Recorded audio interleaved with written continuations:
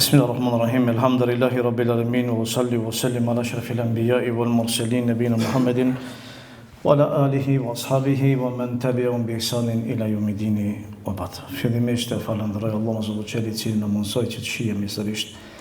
E lut Allahun që këto ndeja Allahu azza wa jalla të bëjë bereqeshme, Allahu na mundsoi që të përfitojmë e pastaj ta shohim atë në veprat e tona. Pastaj e falenderoj kryesin me gjithë hoxhën për ftesën, Allahu i shpërblet dhe Allahu i dhash bereqet në xhami, në punë, në davet.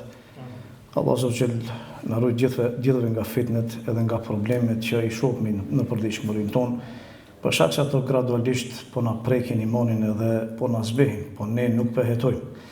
Me lenin Allahut, tema për të cilën do flas sonte titullohet çfarë na mungon. Ajo që na mungon është shumë më shumë se sa atë që e posedojmë. Çfarë na mungon në karakterin tonë, çfarë na mungon në personalitetin tonë, çfarë mungon realisht në fetarin tonë. Normalisht është shumë. Unë i kam zgjedhur disa pika më kryesore që e kam pasur është më e rëndësishme për neve, baza asaj që shoh, do thotë në rrugë, në fushën e davetit ose do thotë në përditshmëri, duke u bazuar fillimisht te veçja e pastaj do thotë normalisht edhe të qertë. Me lenin Allahu azza wa jalla si pikë e parë ajo që na mungon ose ajo e cila na mungon është realizimi i sinqeritetit.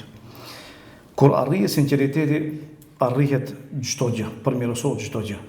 Kur ka sinqeritet, ka bereqet. Sa më shumë që njeriu është më i sinqert me Zotin e tij, i përmirëson raportet me Allahun, aq më shumë Allahu i bereqet në punën, edhe në profesionin, në familjen e tij, në jetën e tij në përgjithësi. Pra neve kërkohet sinqeritet në çdo gjë. Sinqeriteti është kulmi, sinqeriteti është adhurimi më i lartë, adhurimi më i dobishëm. Prej neve kërkohet sinqeritet kur lexojmë, prej neve kërkohet sinqeritet kur mësojmë, prej neve kërkohet sinqeritet kur ecim për xhami, prej neve kërkohet sinqeritet kur prezantojmë ligjërata, prej neve kërkohet sinqeritet kur legjerojmë, prej neve kërkohet sinqeritet kur adhurojmë, prej neve kërkohet sinqeritet kur bashkëveprojmë, prej neve kërkohet sinqeritet në çdo fushë tjetër. Sinqeriteti është baza, esenca, themeli. Imam Buhariu rahimullah në librin e besimit që e ka Sahih Buhari e ka një kapitull që e titulloi Friga e besimtarit që mos t'i prishet vepra pa e nxjerr. Nën atë Imam Buhariu i solli disa thënie të ulemave. Një prej tyre është Ibrahim Tejmi, i cili thoshte rahimullah, kur e krahasoj veprën edhe fjalën time më duket vetja si gënjeshtar. Pastaj Ibn Abi Mulejka thoshte i takova 30 prej sahabëve. Dhe gjithë kishin frikën se ndoshta kanë rënë hipokrizi, dhe asnjëri prej tyre nuk pretendonte që ai ka imanin si imani i Xhibrilit edhe i Mikailit. Do thotë këta persona, këta burra thjesht na e përshojnë një mesazh se puna e sinqeritetit është puna më e rrezikshme. Dhe çdo adhurim në esencë që ne e punojmë dhe mundohemi që të afrohemi Allahut, patjetër duhet me pas sinqeritet. Nëse në nuk ka sinqeritet, atëherë nuk ka bereqet. E tash krahasoj ti punën tonë, angazhimin tonë edhe punët e tona në përgjithësi që i kemi, sa kemi sinqeritet dhe sa shohim ne bereqet. Shpesh ankojmë s'kemi bereqet, nuk kemi do të thotë sukses, shumë ankesa. Ku qenë ka realisht problemi? Shumicën e rasteve është të mospasja e sinqeritetit. Po ashtu Hasan al-Basri thoshte, në këtë kapitull që solli Imam Buhariu që e shkroi, thoshte do thotë nuk frigohet nga hipokrizia përveç se besimtarit. Kurse hipokriti është i sigurt, ai nuk ka problem. Por shkak se ai e shef që është i sigurt edhe nuk i intereson fare për hipokrizin, do thotë, që e ka në zemrën e tij ose mos ta prekë, do thotë atë hipokrizia. Do njëri mund të thotë po mirë, si të arrijmë netë sinqeriteti. Për me arritë sinqeriteti nuk është e lehtë. Është një prej veprave që randesh për me arrit. Duhet përpjekje e madhe e nefsit e shpirtit. Mirë po nërkajmi kur fol gjëra gjatë, unë shkurtimisht do ta përmend thotë kështu. Për me arrit deri te sinqeriteti duhet patjetër me largu dy gjëra prej zemrës. Për shkak se ato nuk munden me u bashku sinqeriteti me ato dy gjëra. E para është dëshira për lëvdata. Dhe e dyta është lakmia në atë që posedojnë njerëzit. Kur ti në zemrën tënde ke dëshirë për me të lavdëruar dikush për një punë që e punon, atëherë nuk ka mundësi për mu bashku sinqeriteti jot me atë dëshirë. Se bien ndesh sikurse uji me zjarrin. Ose sikur se thot Ibn Qayyim e dabbe që është ai zvaraniku që jeton shkretir me balena. Balena jeton në detin në oqean, kurse ai zvaraniku jeton shkretir, do thotë është kontrast i madh. Edhe këtu e njëjtë është, nuk ka mundësi për më bashku sinqeriteti. Edhe lëvdata, ose dëshira për lëvdat. Ti punon, angazhohesh, ama ke qef dukush me të lëvdu. E kjo dëshirë për lëvdat ta prish sinqeritetin, sepse ti në sens ja i thirrur veprën tënde për me punu për Allah. Atë lëvdun, nuk lëvdun, nuk lumb të rol shumë. Edhe dyta lakmia të njerëzit. Lakmon na që posedojnë. To për me arrit sinqeritet, mirë po realisht pengon diçka. Çka është ajo? Ajo që e lakmon të qetri që e posedon. Ti punon, mirë po realisht puna jote nuk është për Allah, pas puna jote diçka për me arrit një sikur se qetri që e ka. Këtu është diskutim në jetë yt, sinqeriteti yt, realisht vepra jote, sa është për Allah. Këtë probleme kemi gjithë, se ne gjithë mundojmë me kapak, se cili do thot me ato mundësit e vetën. Po, në fushën e davetit, po e moni pasi që jemi në xhami edhe, do thot, normalisht i trajtojmë më shpesh ato tema. Ne shpeshherë shohim, do thot, që kemi probleme me punë. Njerëzit dikush o ka qef mu lavdru, dikush ka qef o me arrit diçka për kësaj dunjoje, por ndryshe nuk punon, nuk angazhohet. E shef, kërkon, thot, s'kam kohë. Kam familjen, gjithë kemi familje. Kërkon prej tij diçka, thot, s'muj. Ai mujtot, po nuk do. Ku është problemi? Problemi është këtu pikërisht. E kur janë këto dy, nuk ka mundësi për më realizu. E thot Ibn al-Qayyim, thot pa që duhet për me therr, me hik këtë lakmi, edhe po ashtu dëshirën për lëvdata. Lakmin si e largon? Lakmin e largon ti e di se Allahu posedon çdo gjë. Atë që e ka qetri e ka Allahu. E ti punoj veprën për Allahu se Allahu ta jep ty. Do shta edhe më shumë. Kurse kur ashtu pyet që lëvdatat dije se lëvdatat e njerëzve nuk ngrisin askund, as qortimi i tyre nuk ngrit, edhe nuk shëmton askund. Ai i cili bën këtë është Allahu subhanahu wa taala. Cilin do Allahu e ngrit edhe e zbukuron, cilin do Allahu e qorton edhe e shëmton. Kur erdhi beduini te pejgamberi se i tha pejgamberit Allahut azza wa jall, tha zbukurimi im ose lëvdatat e mia tha zbukurojnë, kurse qortimi im shëmton. I tha pejgamberi Allahut sallallahu alaihi wasallam, i tha kjo i takon veç Allahut. Për shkak se Allahu atë që e lavdron e duan gjithë, atë që shëmton nuk e do askush. E andaj kur e bën veprën, e bën thjesht për Allah. E kur realizohet ky lloj sinqeriteti në zemrën tënde, atëherë me lenin Allah kemë pa ndryshe bereqetin, punën, davetin, familjen, veten, dijen, çdo gjë. Kjo është e neve që na mungon. Nëse dikush do me rikujtu më shpesh çështjen e sinqeritetit, le ta rikujtojë hadithin e Abu Hurajrës radhiyallahu anhu. Abu Hurajra transmeton një hadith. Këtë hadith kur e transmeton te i binte të fikt, edhe nuk kishte mundësi me transmetu për një herë. I binte të fikt, kthehej, pastaj i binte të fikt, pse hadithi është të shtues, kërcënues, paralajmërues. Pejgamberi Allahu te zotëri përmendi 3 shtresa të njerëzve të cilët do llogaritën ditën e Kiametit të parë, i pari prej tyre është hoxha. Alimi, dietari, lexuesi i Kuranit, hafizi. Një prej tyre është bujari, fisniku i cili ka dhënë, edhe njëri prej tyre është i cili ka dalë ka luftu në rrugën e Allahut, gjithë dalin para Allahut dhe i prezanton Allahu veprat e tyre, dëshmojnë, i pyet Allahu pse keni punu? Ai thot kam punu për ty, o Zot e kam punu dijen, qetri ka thonë kam lexuar Kuranin për ty, njëri thot kam dhënë për ty, qetri thot kam dalë kam luftu, Allahu thot ja. Gënyet, pse cili ka bëu për emër, për fam, për nom, asnjëri se ka bëu për Allah. Ky hadith, realisht është një hadith që ta rikujton sinqeritetin. Kujtoj shpesh. Çdo vepër tënde që mundohesh sado pak qet për Allah, rikujtoj këtë hadith se me lenin Allahut do kthjellet zemra jote. Do ngjallet pak edhe do mundohesh që është më i sinqert me Allahun. Edhe kemë pa, kur ke sinqeritet zemrën tënde, Allahu çdo sen ka më ndryshuar përpara teje. Çdo sen punën, mendimin e njerëzve për ty, realitetin ku jeton, atë që do për me punu, çdo sen do jetë më ndryshe me lenin e Allahut xhel. Kjo është e para që na mungon. E dyta, po para se të kaloj, cilët janë shenjat që aludoj se personi që ka i sinqert ose është i sinqert? Ajo që aludon është vetdia e tij mbi mbikëqyrjen hyjnore. Më shkurt, më thjesht. Kur personi e di që Allah e mbikëqyr, qoftë në vetmi apo qoftë në publik, e di që e ka me vete Allah në çdo kund, ai mundohet me i përmirësu veprat e tij. Përmirësimi i veprave të tij aludon që ky person me të vërtet është mundu të arrijë sinqeritetin. Po ashtu fshehja e veprave. Ne kemi sot një problem, që është problem serios që na rrezikon shumë, na sfidon shumë te mose sinqeritetin, publikimi i veprave. Por tonë janë mundu të i fshehin veprat. Por shkak se e kanë ditë që rrezikohet sinqeriteti i tyre. Ata janë mundu ta bëjnë një vepër, sado që është e vogël e madhe, mirë po megjithatë ta mbajnë për vete, mos ta dijë askush. Kurse ne sot, nëse bëjmë një lloj krahasimi, ne mundojmë çdo vepër tonën ta shfaqim. Madje nëse kishte pas kamerë dikun ku ka mundësi për me dhënë edhe sadaka, edhe çati më mor me ta vendos një kamerë që me po këtë dunjë se ti ke dhënë sadaka, edhe çat kishim me bë. Shkat ka mbet atë. Vesh ka mbet natë namaznate kur fillosh për më fal me kall kamerën, edhe direkt live me përçu do të thotë në rrjetet sociale. Kjo ka mbet. Kur gjë që do. Për veprave tona s'ka mbet kur gjë. Fshehja e veprave aludon do thotë që personi do një vepër ta ketë mes tij me Allahut. Ibn Kathiri e përmend vllaun e Salaudin Ejupit, rahimullah Isa ibn Adil ibn Bekr ibn Ejupi, i cili ka qenë mbret i Shamit edhe i Dimeshkut.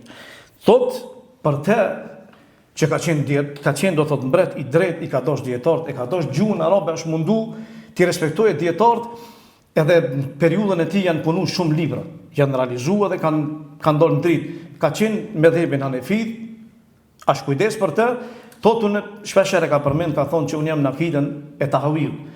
Mirë po, ka qenë dietar i cili nuk e ka pas problem do thotë në aspektin se Musnedi i Muhamedit thuhet që në periudhën e tij do thotë ka thonë urdhër që tradhitet.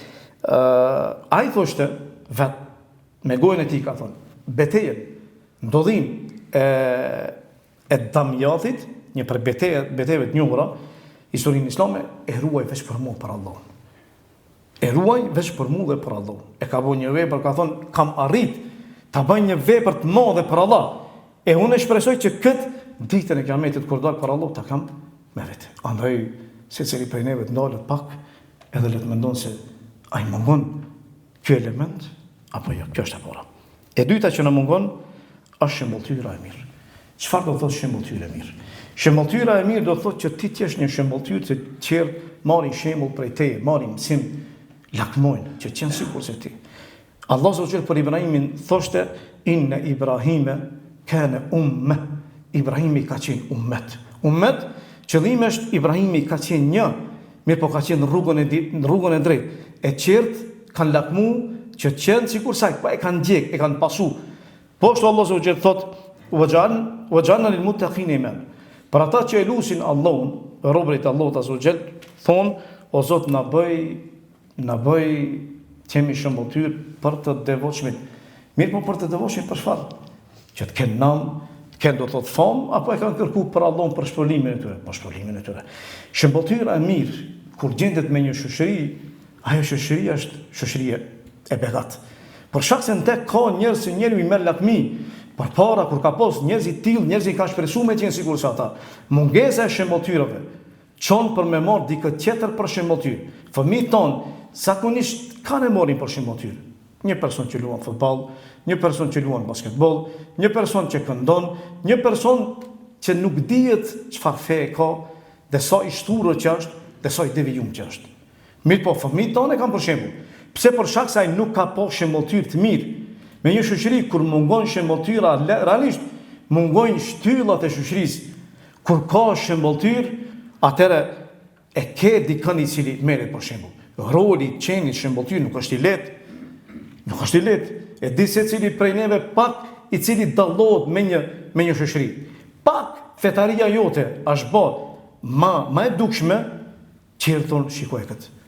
Ky mjekër, ky kështu po falet. Mirë po njerëzit kanë shëmbëtyr. Gabimi jot më i vogël në sytë e tyre është shumë i madh. Për shkak se ti nuk ke njëri i thjesht, ti je figurë publike. Figura publike nuk kupton që një person i cili vepron diçka ai merret si shembull. Ti duhesh me qenë shembulltyr. Një periudhë e din ata që kanë qenë pak më herët.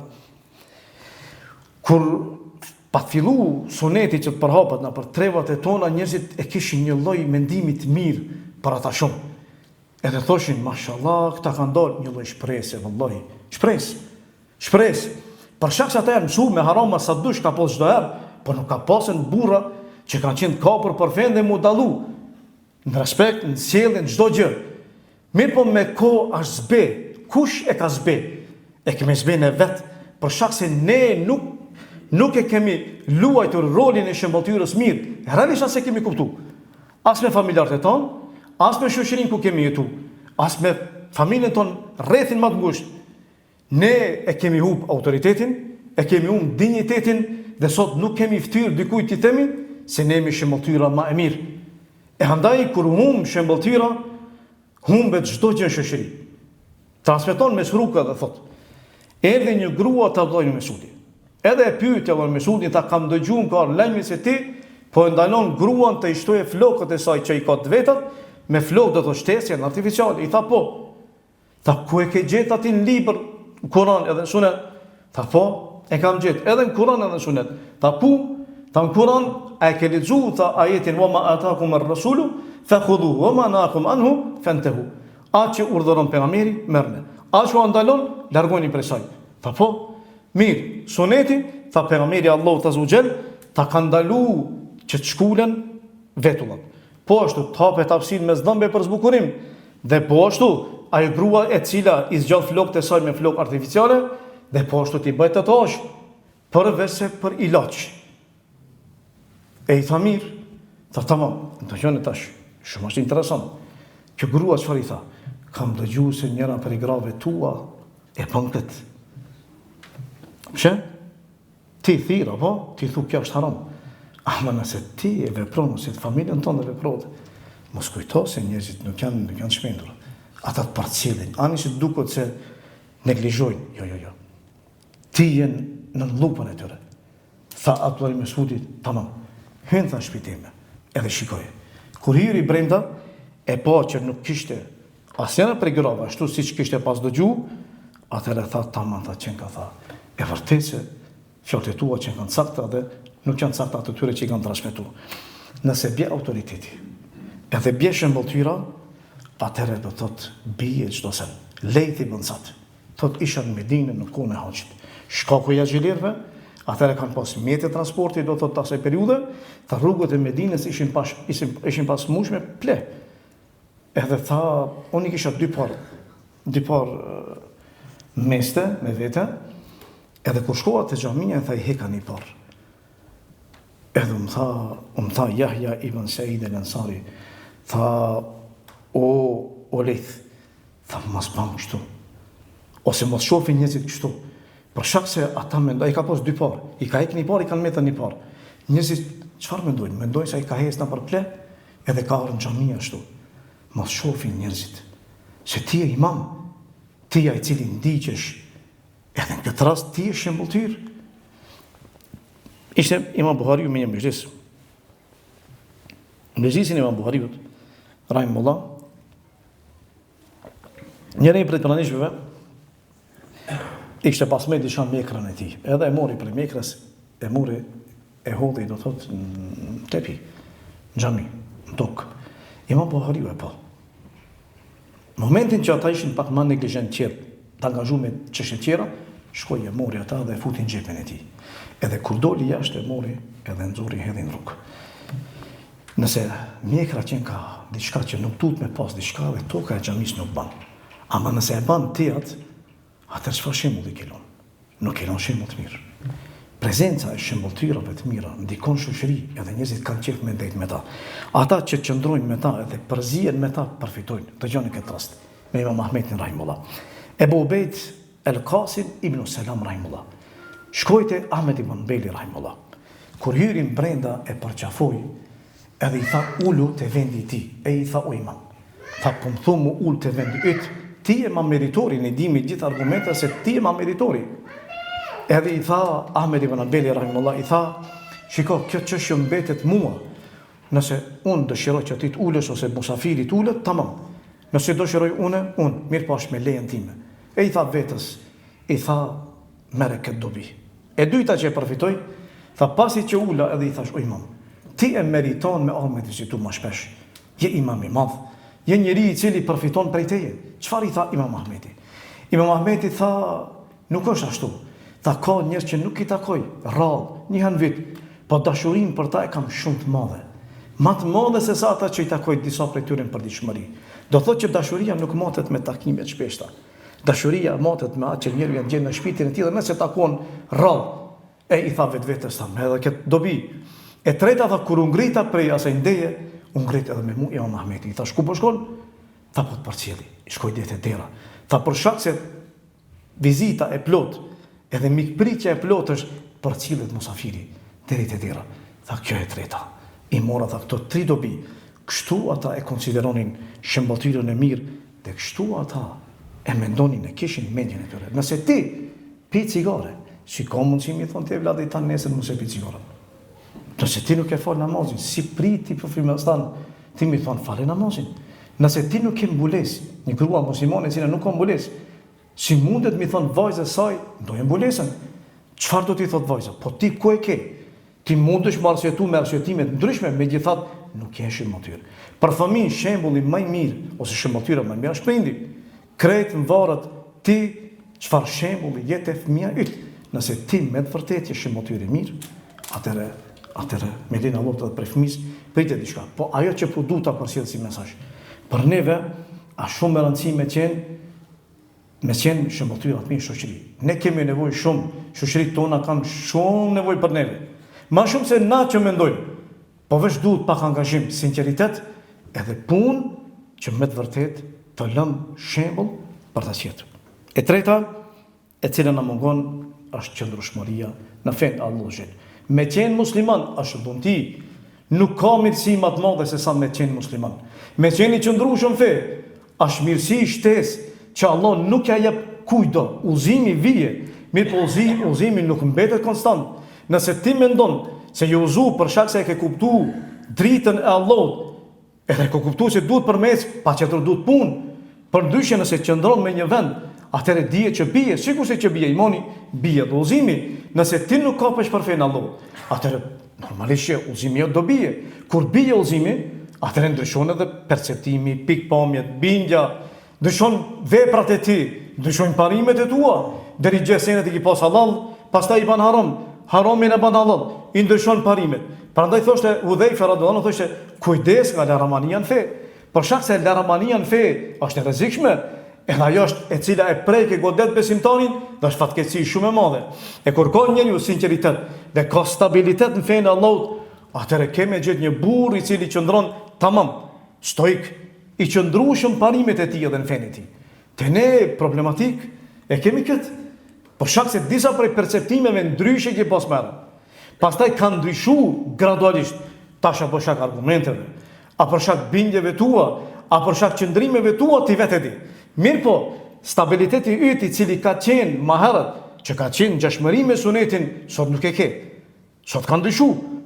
Qoftë e burrë apo qoftë e gruaja. Mundohet njëri me arsyetime ndryshme, me lloj fetva ndryshme, edhe atëherë von, po s'ka interesu. S'ka interesu, se ato gjithmonë kanë ekzistu. Po te ti u konë, jo, Kur'an edhe sunet. Ama tash na lesh pak ta shoh se po m'duket se kanë ardhur fetva. Ta shoh domosdoshmë se si është puna. Ky stabilitet neve na mungon. Ne shohim dikë i cili është i qëndrueshëm me kohë bie, zbehet. Tamam, mimoni, muito të merro, be. Mirë po, jo me merro deri në atë nivel sa ti nuk njihesh më. Nuk njihet as fetaria jote. Nuk njihesh as ti. E kjo është e që neve realisht në mungon stabiliteti në fenë e Allahut Azza wa Jall. Ibn Kathiri e përmend një rast për një vend ka Ahsaja, ato ka Bahreini vjetër, për një fshat Gjuatha. Gjuatha është i njohur historinë islame për shkak se xhumaja e dytë që është fal, xhumaja e parë është fal në xhamin e Pejgamberit, e dyta është fal këtë vend.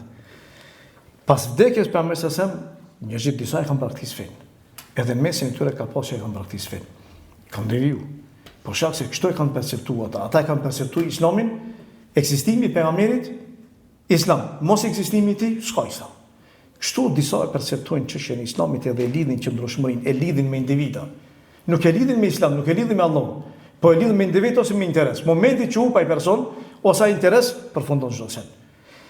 Në ato momente kur ishte vështirësia më e madhe, disa prej banorëve të këtij fshati qëndruan. Edhe nuk ndryshuan. Është interesant, personi ishte El-Jarud ibn al-Mualla, i cili ka qenë sahabi, ka taku pejgamberin sallallahu alajhi wasallam, u ngrit edhe mbajti një hutbë. Fjalimi i tij ka qenë i shkurtër, po shumë domethënë, ju ka thonë atyre, o ju popullim, o ju fisim, ka thonë ka pas pejgamber më herët, po ka pas pejgamber marrët. A ka ndru jetë? Po, ka ndru jetë. E po mirë, me ardhen e pejgamberit. A ka qenë pejgamber? Po. A i keni besu? Po. Çka ka ndodhur me ta? Ka ndru jetë. A pas ka ndodhur dhe njëjta sikur se pejgamberi të qetë? Po. Atëherë thotë unë dëshmoj se nuk i takon adhurimi askujt më dhej përveç Allah dhe se Muhamedi është pejgamberi i Allahut. Edhe qert e ndoqën rrugën e tij. Përfundoi çështja. Atë kufizime që ja bën qert kanë qenë shumë të rënda. Vështirësi ekonomike, ushqim jo, pija jo, megjithatë qëndruan fenë Allahut azza wa jalla dhe mbetën si burra dhe historia e njëv si burra. Neve na mungon qëndrueshmëria. E katërta, na mungon tërbia. Tërbia nëse nuk bësh, duke qenë pak më i ri është problem më vonë. Njeriu kur mbjell vese, shumë është problem mi largu ato për mi shndërruar vlera. Vlera është shumë e rëndësishme. Unë kam një bindje, kjo është bindje e personit, do të them gabim.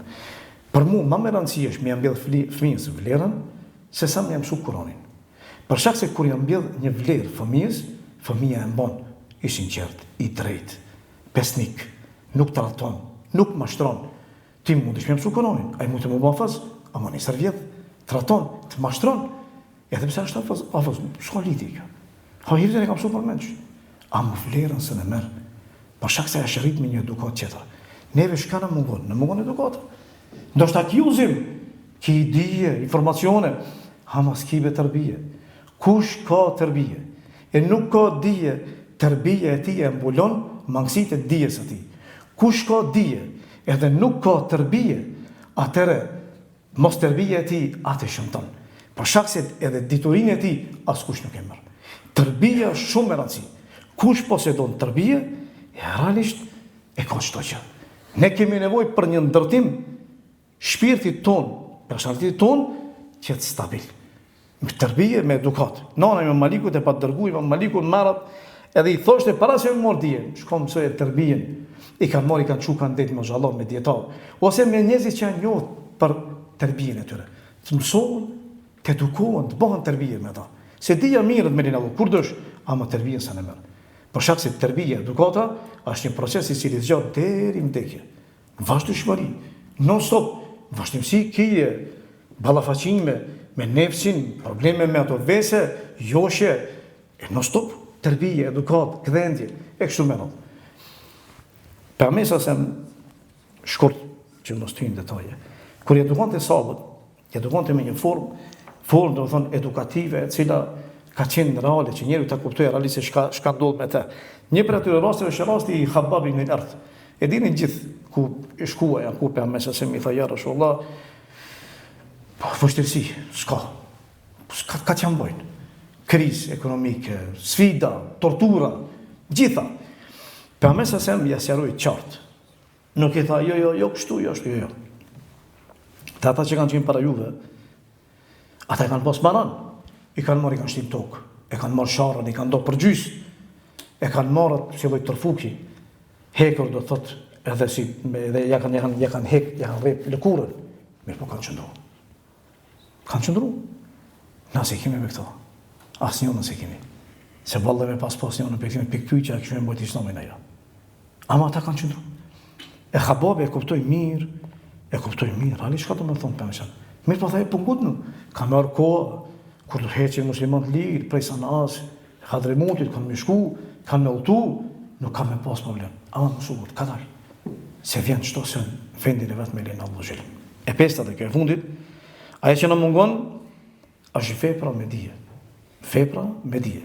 Nëse merë dije, ke informacion, edhe nuk punon, atëre kjo i përngjason sikur se një thesarit i cili nuk shpenzohet prej ti në rrugë të Allahut azza wa jall. Ti ke ama nuk shpenzon, çfarë do bie? Koni çfarë do bie? Ti ke informacione, po, ke udhëzim sa të dush. Informacione, mashallah, kur të janish me fol, ti fol, bisedon, trajton ti mendon se ku ka mësu kë njeri dhe sa i dishëm që qenë ka, megjithatë nuk punon. Nuk punon. Përmesa se më thoshte Allahumme inni a'udhu min ilmin la yanfa. O Zot, kërkoj mbrojtje nga dija e cila nuk ban dobi. Ti ke dija, mo dija jote nuk ka kur një çfarë vlere. E kjo dija, si thoshte Hafs ibn Humeid, tha hyra tha te Davudit, ta pyeti për një mesele. Tha mirë pritje, tha ishte bujar. Tha edhe kisha problem, edhe përgjigja e tij çka ishte. Tha a e ke pa luftarin, i cili kur do për me dalë në luftë, Betej, çka bën? I grumbullon mjetet e luftës. Tha mirë, nëse luftari tha në vazhdimsi merret me mjet e lufte. Grumbullon, edhe nuk lufton, çka bën? Kur gjëj. Ta po tani çka ka bën? Kur gjëj. Çka më kanë dashur gjithë ato? Kjo është i mbledh, ama nuk punon. Çfarë do bie? Kur në çfarë do bie nuk ka. E prandaj puna pa dije nuk funksionon. Kjo është e njëjta sikur sa që fal namazin, mirë po, pa abdes. E thoshin disa dija pa vepër është sikur se pema pa frite. S'ka kush. Neve kjo na mungon. Për shkak se realisht ne dim, mashallah, ama nuk punojmë. Gjeneratet e marrshme pak baballarëve tonë, pak kanë ditë, shumë pak, ama kanë punu, e kanë zbatu. E të thotë që kanë një lloj krahasimi që duhet me rishiku pse. Thot Abdurrahmani Sulemi, ata që na treguan, thanë se në kohën e Pejgamberit sa kur kanë lexuar, kanë mësuar 10 ajete, e dini metodën. 10 ajete, pastaj e kanë studiu, e kanë mësuar, kanë punu, janë angazhu, pastaj kanë kaluar te ajeti tjetër. Kështu ka qenë forma e tyre. Nuk ka qenë pyetjet ata me u bë hafës. Hafës tamë bosh, nuk ka problem. Ama te ata ka qenë pyetje dhe puna, vepra, angazhimi, meditimi i Kuranit, kuptimi i Kuranit, që të lojë gjurmë, ajo gjurmë diku shifet, reflektoje. Përndryshe nëse nuk reflekton Kuranit e ti, atëre kotash, nuk ka kur i farë dobija hiq. Dobija mundet me qenë thjesht individuale, apo jo me pas me karakter të i kalus që kalon ditë e ti, jo. Qërë kur kush nuk përfiton për ti, kur kush hiq. Mirë po, të ata ka qenë ndryshe. Kanë lexu, kanë mësu, pastaj kanë kalu të ajetet e qera. Prandaj ti e gjem për me sësem, pejgamberi Allah gjunat e falura me gjithat këmbët e tij ajtëshin, duke qëndruar kam namaznate. E gjen Ebu Bekrin i cili çonte shumë. E gjen poshtë Omerin i cili dalloheshin vijat. E lotëve ti do thotë çoku i lotëve ju kanë bërë sikur se vija, duke qenë shumë. E gjen Othmani i cili bante hatme për një natë. Saidi ibn Musaib 40 vite nuk i ka ikë namazin me xhamat. 40 vite. Sufjan al-Thauri çonte gjak nga friga, kurse Ibrahim ibn Adham kur urinonte gjak. E si ka mundësi ata me qenë ashtu? Shkaku i dijes që e kanë marrë, kanë kuptuar se me dije duhet me punu çaq. Iblisi është profesor doktor. Ama është iblis. Duhet punë. Ajo dije që mësohet duhet që të nxitet në vepra. Përndryshe, thjesht informacion, vetëm se mundet me qenë argument kundër teje. Këto ishin disa prej pikave që zgjodha, që të flas, ka dhe shumë tjera. Për shkaku i kohës e shkurtova, e me shpresë që këto pak, po inshallah vedisojmë sa do pak. E lutem Allahun azza që Allah na vedison, e lutem Allahun që na mëshiron, e lutem Allahun azza që sinqeritetin Allah na shton, e lutem Allahun që na mëshiron dhe ta bën për atyre që punojnë për Allahun, edhe jeta e tyre kalon me Islam deri në momentin e fundit kur ja japin amanetin Allahut. Wa aqulu qawli hadha wastaghfirullaha li wa lakum walhamdulillahi rabbil alamin.